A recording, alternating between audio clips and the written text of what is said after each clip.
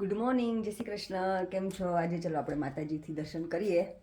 આજે હવે માતાજીને આપણે શું કહેવાય ઉત્થાપન કરવાનું છે, તો માતાજી આજે મારા ઘરેથી વિદાય લેવાના છે, તો માતાજીના દર્શન કરાવું ને તમને.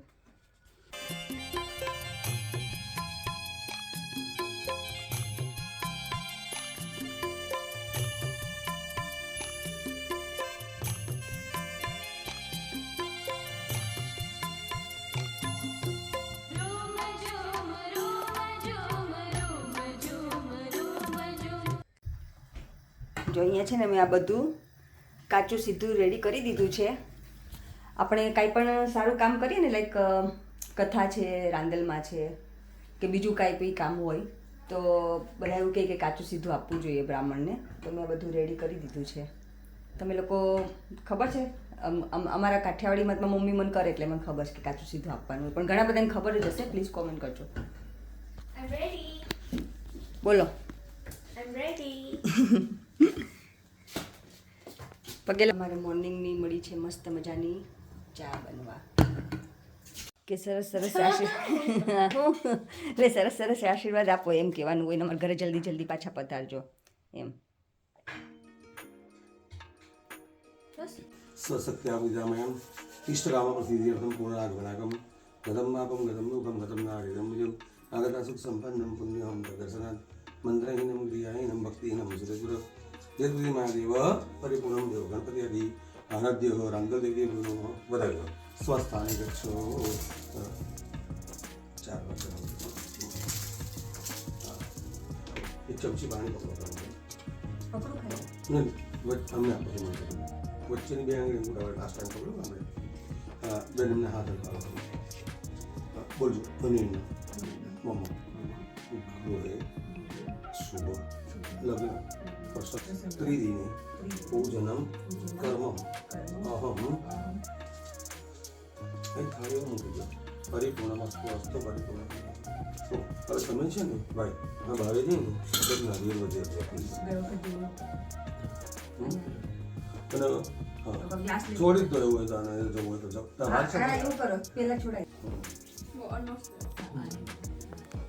ઉપમા કાકા કાકા પાકો.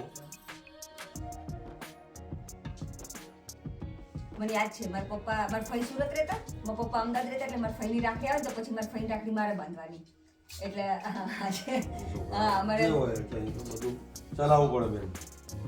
એની ઘરે કોઈ અત્યારે કોઈ આવે ટાઈમ ના હોય કોઈ પાસે. ઓકે બધા અંદરથી પેલું લઈ લે, પૈસા છે અંદર, અને રાઈસ લઈને વધાવી દેવાનું પછી. તો પારી લાવો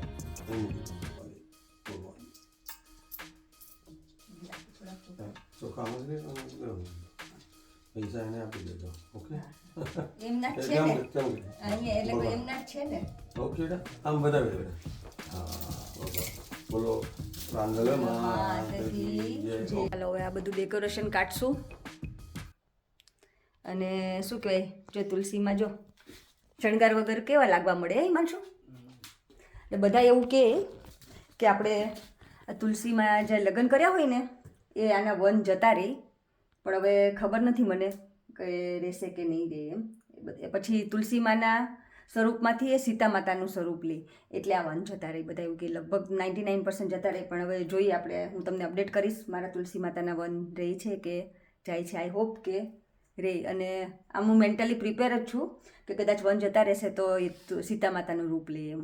એટલે મને નથી ખબર, પણ લાસ્ટ યર જ્યારે અમે તુલસી માતાને લગ્ન કર્યા હતા રાજુભાઈને એને, ત્યારે રેખાબેને મને કીધું હતું કે વન જતા રહે અને સીતા માતાનું રૂપ લે. તો તમને કોઈને જો ખબર હોય તો પ્લીઝ કોમેન્ટ કરજો.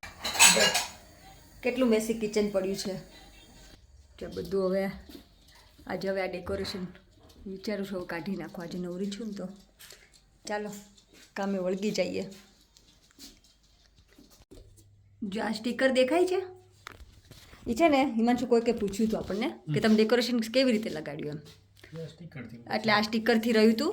ઓલી ડબલ સાઈડની સેલોટેપ આવે ને વ્હાઇટ કલરની ક્લિયર, એનાથી બહુ રહ્યું નહોતું, આનાથી પછી રહ્યું હતું.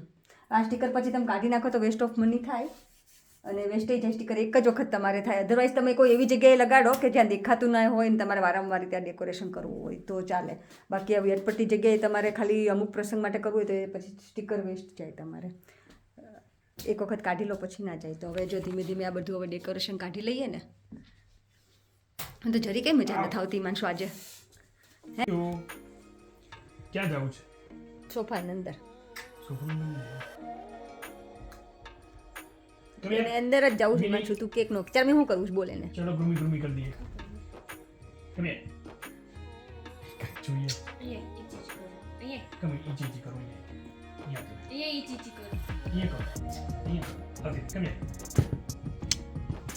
બેક ટુ નોર્મલ હવે. ચાલો તો હવે આજનો વ્લોગ હવે અહીંયા જ પૂરો કરું. જો તમને ગમ્યો હોય તો please like share and subscribe. અને હા, બધાએ બહુ જ મસ્ત મસ્ત કોમેન્ટ કરી કે તમે રાંદલમાં તેડ્યા હતા ત્યારે એ સાડીમાં સરસ લાગતા હતા. તો થેન્ક યુ આટલી મસ્ત કોમેન્ટ કરતા રહેજો. Thank you, by.